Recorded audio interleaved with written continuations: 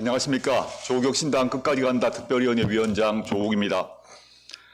우리 국민은 윤석열 독재 정권 때 검찰의 민낯을 생생하게 보았습니다. 응원봉을 든 국민은 윤석열 정권의 조기 종식뿐만 아니라 검찰 권력의 완전한 종식을 고대했습니다. 다행히 지난해 9월 정부조직법이 개정되었습니다. 검찰청 해체와 수사기소 분리하라는 큰 틀은 확정되었습니다.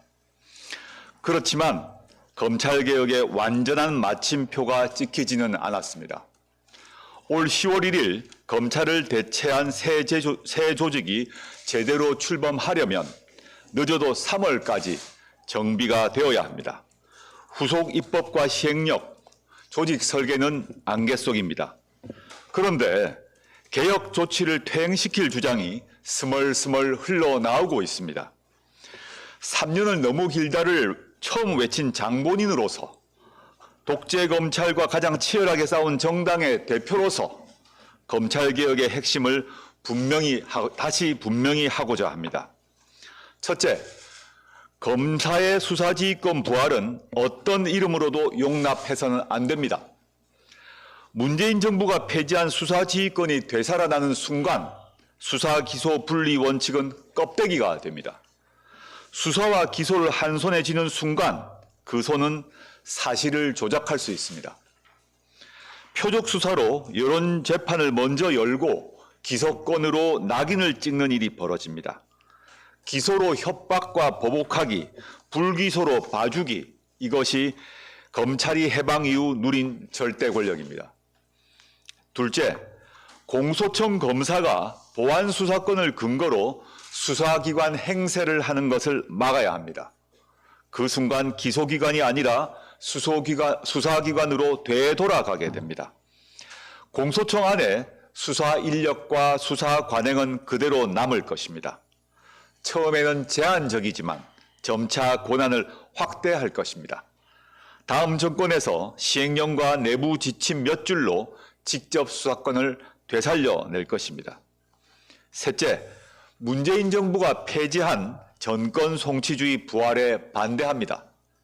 정권 송치주의는 검찰이 수사한 모든 사건을 결론과 관계없이 검찰에 넘기는 제도입니다. 결국 사건으로 만드느냐, 묻어버리느냐를 검찰이 결정하게 됩니다.